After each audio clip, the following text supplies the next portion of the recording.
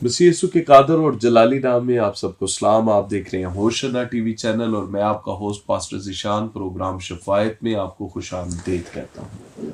तो नाज़रीन, जैसा कि आप जानते हैं कि इस प्रोग्राम में हम खुदा के खादमीन को बुलाते हैं और हमारे पास आज खुदा के खादम एक जेलम से मौजूद हैं जो कि light of the world church के मेंबर हैं। दाऊद रियाज यहाँ पर मौजूद हैं। दाऊद, हम आपको वेलकम कहते हैं। जी, बहुत शुक्रिया पास्टर साहब। और मैं सबसे पहले खुदा बाप का शुक्रगुजार हूँ जिसने मुझ पर यह फजल किया ताकि उसके कलाम की मुनादी कर सकूँ और उसके कलाम को जान सकूँ। तो उसके बाद मैं शुक्रगुजार हूँ होशना टीवी चैनल का, जिन्होंने हमें ये मौका दिया ताकि हम उनके पास आकर कलाम की बातों को बयान कर सकें। Thank you Dawood. आमतौर पे तो यहाँ पे ना हम जब किसी मेहमान को मदबू करते हैं ना तो उनके साथ ये होता है कि वो कलाम का एक हिस्सा लेते हैं और उसके ऊपर बात करते हैं जी। पर आज मेरा दिल है कि हम इसको टॉक शो की सूरत में करें। कुछ बातें मैं करूं, कुछ बातें आप करें। आप मुत्तफिक हैं मेरे साथ? जी जी बिल्कुल। Praise God. चले आए खुदा के कलाम में से देखते हैं। आज हम आज खुदा के कलाम में से दुआ की अहमियत पर या दुआ के मशगले पर बात करेंगे। जी जी। अमाल की किताब देखेंगे, उसका 2 बाब और उसकी 42 आयत से देखेंगे। अमाल 2 बाब और उसकी 42 आयत। क्या आप मेरे लिए ये हवाला पढ़ना पसंद करेंगे? जी बिल्कुल। और ये रसूलों से तालीम पाने और रफाकत रखने और रोटी तोड़ने और दुआ करने में मशगूल रहे। पाक कलाम का पढ़ा और सुना जाना हम के लिए बाइस बरकत हो। आमीन आमीन। दाऊद, आप हमारे लिए दुआ करें ताकि हम कलाम को फिर आगे स्टडी कर सकें। जी। खुदा एक जिंदा आसमानी बाप, मैं तेरी शुक्रगुजारी करता हूँ, तेरी तारीफ और तेरी ताजीम करता हूँ इस खूबसूरत लम्हा के लिए जो तूने हमारी जिंदगी में बख्श दिया। मेरे पाक खुदा, मैं तेरी शुक्रगुजारी करता हूँ इस टाइम के लिए जो तूने हमारी जिंदगी में दिया ताकि तेरी कलाम की बातों को कर सके। यह हवा खुदा, आज के सारे इस रफाकत में तो हम दोनों भाइयों की बड़ी रहनुमाई करना, हमें अपने कलाम की हिकमत और ताकत देना ताकि तेरे कलाम की बातों को तेरे बंदों तक, तेरे लोगों तक पहुंचा सके। इस प्रोग्राम की शुरू से लेकर आखिर तक हमारी रहनुमाई करना, ये सब कुछ मांगते हैं यीशु मसीह के नाम में, आमीन। जी दाऊद, जब हम ये हवाला पढ़ रहे हैं तो यहाँ पे हमें कलाम मुकद्दस के इस हिस्से में अमाल 2 बाब की 42 आयत में मिलता है और ये रसूलों से तालीम पाने और रफाकत रखने में और रोटी तोड़ने और दुआ करने में मशगूल रहे। ये इब्तदाई कलीसिया की बात हो रही है। जी। इब्तदाई कलीसिया जो थी, जब उनमें से जितने लोग भी यीशु मसीह को शख्सी निजात दहिंदा कबूल करके यरूशलेम की जमायत में शामिल हो जाते थे तो वो ये 4 काम डेली कर रहे होते थे। ये उनका मशगला होता था। जी जी। आज इस मशगले में से हम थोड़ी देर के लिए एक मौजू पे बात करेंगे और वो है दुआ। जी। दुआ के बारे में जब हम यहाँ पे देखते हैं कि वो उनकी रूटीन लाइफ थी और जैसा कि हम कलाम मुकद्दस को पैदाइश की किताब से लेके मुकाशफा तक पढ़ते हैं तो हमें दुआ की अहमियत के बारे में बाखूबी तौर पे अंदाजा होता है। तो आप दुआ को किस पॉइंट ऑफ व्यू से देखते हैं? आप दुआ के बारे में क्या कॉन्सेप्ट रखते हैं? आप शेयर करें जरा इसके बारे में। दुआ एक बहुत ही अहम सब्जेक्ट है। अगर हम किसी भी चर्च में चले जाएं, किसी भी ईमानदार से पूछें, किसी भी पास्टर से पूछें तो वो आपको हर एक क्रिश्चियन बताएगा कि दुआ की बहुत ज्यादा अहमियत है। दुआ क्रिश्चियनिटी की बेस है। अगर कोई बंदा दुआ करना नहीं जानता, अगर कोई खुदा से रफाकत रखना नहीं जानता तो वो मसीहियत का एक मुकम्मल हिस्सा नहीं बन सकता। ठीक है, तो आज दुआ पर हम थोड़ी सी रोशनी डालेंगे और इसके लिए मैं चाहूंगा कि हम एक हवाला पढ़ें, यूहन्ना की अंजील उसका 14वां बाब और उसकी 13वीं आयत। मैं पढ़ूं आपके लिए? जी। 14 बाब की 13वीं आयत है। लिखा है, और जो कुछ तुम मेरे नाम से चाहोगे मैं वही करूंगा ताकि बाप बेटे में जलाल पाए। कलाम खुदा का पढ़ा सुना जाना हम सब के लिए बाइस से बरकत हो। जी। इस हवाले में हमने देखा कि वो कहते हैं कि जो कुछ तुम चाहोगे वही करूंगा। अब जो कुछ तुम चाहोगे, लोग समझते हैं कि हम दुआ में जाएंगे और खुदा जानता है कि हमें किस चीज की जरूरत है और हम सिर्फ जाएंगे और वर्शिप करेंगे और आ जाएंगे। लेकिन दुआ के दौरान आप क्या मांगते हैं ये बड़ी जरूरी चीज है। कलाम में लिखा है कि जो कुछ तुम मांगोगे वही मैं दूंगा। इसका मतलब कि खुदा आपके अल्फाज का पाबंद है। अब जो कुछ मांगेगे वो कुछ ही वो देगा। ये नहीं कि जैसे आपने देखा कि हम बाजार में जाते हैं और सेल लगी होती है, by one get one free, ठीक है। तो खुदा आपको एक चीज के बदले दूसरी चीज फ्री नहीं देगा, बल्कि जो कुछ आप चाहेंगे वो ही देगा, जो कुछ आप मांगेंगे, जितना कुछ आप मांगेंगे वो ही देगा। अगर आपने खुदा से अपनी दुआ में 1 लाख मांगा है तो वो आपको 2 लाख नहीं देगा, अगर 50,000 मांगे तो आपको 1 लाख नहीं देगा, बल्कि जितना मांगेंगे वो आपको उतना ही देगा। और आप जिस जगह पर आज खड़े हैं वो अपने अल्फाज की वजह से खड़े हैं, क्योंकि आपके अल्फाज महदूद थे और उन अल्फाज ने आपको महदूद कर दिया। वाह, आपने एक बड़ा ही खास मौजू छेड़ दिया है और मैं हैरान हूं इस चीज से कि आपने इतनी बारीक चीज निकाली। इस हवाले को दोबारा पढ़ते हैं। ये हवाला जो है 13वीं आयत है 14वें बाब की, यूहन्ना, और जो कुछ तुम मेरे नाम से चाहोगे, वाह, चाहोगे, जैसा आपने बताया कि जो हम चाहेंगे वही वो करेगा जी। इसका मतलब है कि कभी कभार उसके देने में कमी नहीं होती, हमारे मांगने में कमी होती है। और ये तो लोगों का कुछ मैंने दाऊद वतीरा भी देखा है कि ब्रदर वो इस चीज को जब उनको हम दुआ के लिए इनकरेज करते हैं तो वो कहते हैं नहीं, खुदा जानता है हमारी क्या क्या जरूरत है, वो तो अपने खादम को नींद में ही असुदा कर देता है। ये बात है। तो यहाँ पर तो मसीह खुदामद जो है वो इस बात के बारे में गाइड कर रहे हैं कि जो तुम चाहोगे वो मैं तुम्हारे लिए करूंगा। तो जब हम इस हवाले को देखते हैं तो मैं आपको अपना एक शख्सी तजर्बा बताता हूँ कि एक टाइम था कि मैं एक सोचता था कि मुजज़ात जो है या शिफा जो है ये खुदा गिफ्ट में ही दे देता है, यानी कि ये खुदा की तरफ से बगैर मांगे मिल जाता है। पर मैं जब अपना खिदमत का एक तवील अरसा गुजार लिया तो मैंने इस चीज़ की ज़रूरत को महसूस किया कि मेरे बहुत से हम खिदमत भाइयों के वसीला से बड़ा काम होता है और मेरे वसीला से कोई शिफा या मौज़ात का काम नहीं होता। या अगर कोई बंदा तारीकी की कुव्वत से सताया हुआ आ जाता है तो वो रिहाई नहीं पाता, और मैं बड़ा इस चीज़ से परेशान होता था और मैं कहता था मुझे खुदा ने ये नेमत ही नहीं दी।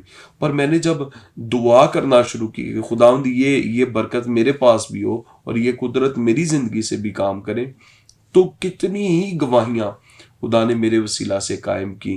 तो आज आपके इस हवाले की वजह से जो आपने ये रिपीट किया कि दुआ का एक असूल ये है कि जब आप दुआ करते हैं तो जो कुछ आप चाह रहे होते हैं वो खुदा करने के लिए आपके साथ तो मुत्तफिक हो रहा होता है। क्या आप यही कहना चाह रहे थे? जी जी बिल्कुल।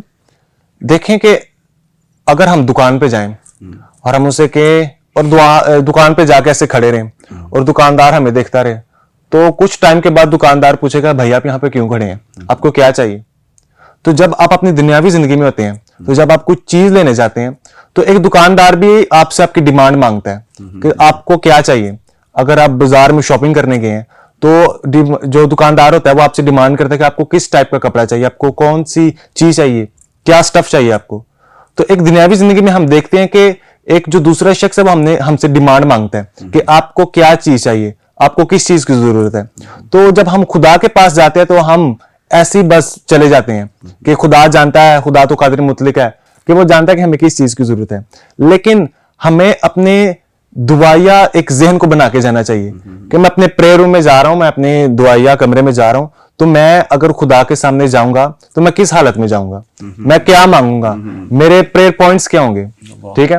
तो एक मैं हादम को देख रहा था, वो कहते हैं कि जब आप दुआ में जाएं तो एक कॉपी और एक पेन लें और अपनी दुआया दरखास्तों को लिखें, उन दुआया दरखास्तों के मुताबिक हवालों को लिखें। यानी कि अगर आप शिफा चाहते हैं तो आप लिख सकते हैं कि उसके कोड़े खाने से मैं शिफा पा चुका हूं, आप इस आयत को कोड कर सकते हैं। तो जब आप दुआ में जाएं तो ऐसी मुंह उठा के ना जाएं, बल्कि एक प्रॉपर जो है एक तैयारी के साथ जाएं, प्रॉपर तैयार हो, प्रॉपर बाइबल अपनी लें, अपना नोटबुक पकड़ें, पेन लें और एक नोट्स बनाकर जाएं कि मैं खुदा की हुजूरी में जा रहा हूं, मेरी दुआ की तरतीब क्या होगी और जब मैं दुआ कर चुका हूंगा तो मैंने खुदा से क्या डिमांड करनी है, मैंने खुदा से क्या मांगना है। दुआ में सबसे एक जो अहम चीज है वो कि आप क्या मांगते हैं। कलाम में लिखा है कि जो सुलेमान था उसने खुदा से हिकमत मांगी और खुदा ने उसको कहा कि मैं तुझे हिकमत भी दूंगा और इतनी दौलत दूंगा कि तेरे जैसा अमीर शख्स इस पूरी दुनिया में नहीं होगा। तो उसकी जो सेकंड प्रेयर रिक्वेस्ट थी वो उसने मांगी नहीं थी, वो खुदा ने उसको मांगने के बगैर ही दे दी। तो वो क्यों दी? क्योंकि उसने दुरुस्त चीज मांगी, उसने ऐसी चीज मांगी जो खुदा के दिल को जाके टच हुई कि हाँ, इसने मुझसे कोई लालच नहीं मांगा, मुझसे कोई दुनिया की ऐशो इशरत नहीं मांगी, बल्कि इसने हिकमत मांगी है और वो हिकमत मेरे लिए इस्तेमाल करना चाह रहा है। तो खुदा ने उसको दूसरी चीज भी फ्री में दे दी। तो जब आपकी प्रेयर रिक्वेस्ट दुरुस्त होती है, खुदा के दिल को लगती है, तो बहुत सारी चीजें खुदा आपको उनके साथ ही दे देता है। ठीक है, अगर आप खुदा से दुरुस्त चीज नहीं मांगेंगे तो हो सकता है कि खुदा आपको ना दे। कलाम में, नए अहदनामे में लिखा है कि तुम जो मांगते हो वो नहीं पाते, और इसलिए नहीं पाते कि तुम ऐशो इशरत में उड़ा ना दो। तो कभी कभार हमारी जो दुआएं दरखास्तें होती हैं वो किसी खुदा को भी नहीं समझ आती और हमें भी समझ नहीं आती। हम खुदा से कुछ फजूल चीजों के लिए दरखास्त करते हैं जो कि खुदा की नजर में फजूल है। ठीक है, तो हमें अपनी दुआया दरखास्त को भी मद्देनजर रखना चाहिए जब हम अपने प्रेयर रूम में जा रहे हैं कि हम खुदा से क्या मांग रहे हैं, हमारी क्या डिमांड है, और हमें दुरुस्त प्रेयर पॉइंट के साथ खुदा के हुजूर में जाना चाहिए। और इसके बारे में कोई शेयर करें कि आपके नजरिए के मुताबिक एक पॉइंट तो ये आ रहा है कि जब हम दुआ करते हैं तो जो हम चाह रहे होते हैं उसके साथ खुदा को मुत्तफिक कर सकते हैं दुआ के वसीला से जी। और इसके अलावा इब्तिदा में जब खुदा ने जमीन आसमान को बनाया, खुदा ने इंसान को बनाया, तो खुदा ने आदम को इस जमीन का कंट्रोल दे दिया। इस जमीन पर आदम जो था वो इस जमीन, खुदा ने कहा कि जो आदम है, खुदा ने आदम को बाग अदन का बागबान ठहराया कि वो उसकी निगहबानी करे। हालांकि खुदा अपने फरिश्तों को भी वहां पे कह सकता कि नहीं, यहाँ पे मेरी फरिश्ता बागबानी करेंगे, जो कि खुदा ने बाद में किए भी, लेकिन वो आदम के निकल जाने के बाद। तो जब तक आदम उस बाग में मौजूद था, आदम ही ने उस बाग की बागबानी की। तो खुदा ने जो इस जमीन की अथॉरिटी है वो शैतान को नहीं बल्कि इंसान को दी है। खुदा ने इस जमीन की जो परमिशन है काम करने की, वो शैतान को नहीं दी, वो आदम को दी है। जब खुदा कोई काम करेगा तो वो इंसान की परमिशन के बगैर नहीं करेगा।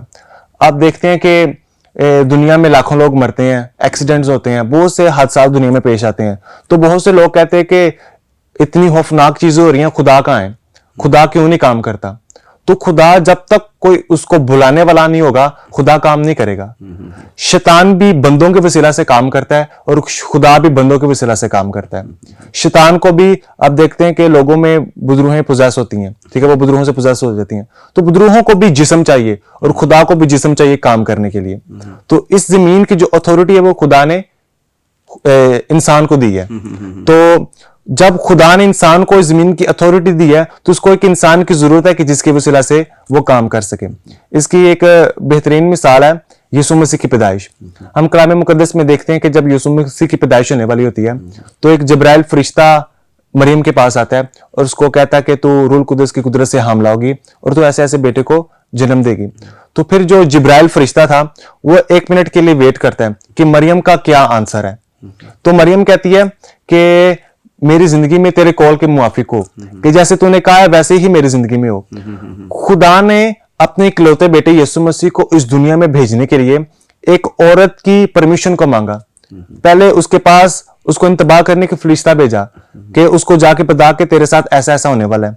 तो जब फरिश्ते ने बताया तो मरियम जब उस बात के साथ, खुदा की बात के साथ, उस फरिश्ते की बात के साथ जो खुदा का पैगाम था मुतफिक हुई, तो फिर वो रूह कुदस से हामला हुई।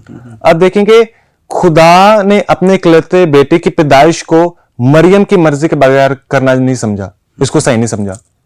तो अगर आप चाहते हैं कि खुदा आपकी जिंदगी में काम करे तो पहली चीज आपको खुदा को परमिशन देनी है, खुदा को अलाउ करना है कि वो आपकी जिंदगी में काम कर सके। यानी कि हम खुदा को अपना पेश कर सकते हैं। जब तक हम अपना आप उसको पेश नहीं करेंगे या अपने आप को उसके हुक्म या उसकी मर्जी के ताबे नहीं करेंगे, तब तक वो काम हमारी जिंदगी में मैनिफेस्ट नहीं हो सकता, हमारी जिंदगी से जाहिर नहीं हो सकता। तो नाज़रीन, जैसा कि आप देख रहे हैं कि खुदा जो है वो हमारी जिंदगी में जो हम चाहते हैं वो करना चाहता है। जैसे कि हम पुराने अहदनामे में पढ़ते हैं कि दानियल ने चाहा कि शेरों के मुंह बंद हो जाए तो खुदा ने शेरों के मुंह बंद कर दिए, और जो मूसा है उसने चाहा कि समंदर जो है 2 हिस्से हो जाए तो समंदर 2 हिस्से हो गए। तो ये चाहत पर मुनसर है। दूसरी चीज ये कि जब खुदा कुछ करना चाहता है तो दुआ जो है उसके दौरान आप अपने आप को खुदा को पेश कर रहे होते हैं ताकि आप खुदा की मर्जी के साथ मुत्तफिक हो जाए और खुदा अपने जलाल को जाहिर करे। हम इस सिलसिले को यहीं से आगे लेके चलेंगे। अभी वक्त हुआ जाता है छोटी सी ब्रेक का। देखते रहे होशना टीवी चैनल, मिलते हैं ब्रेक के बाद।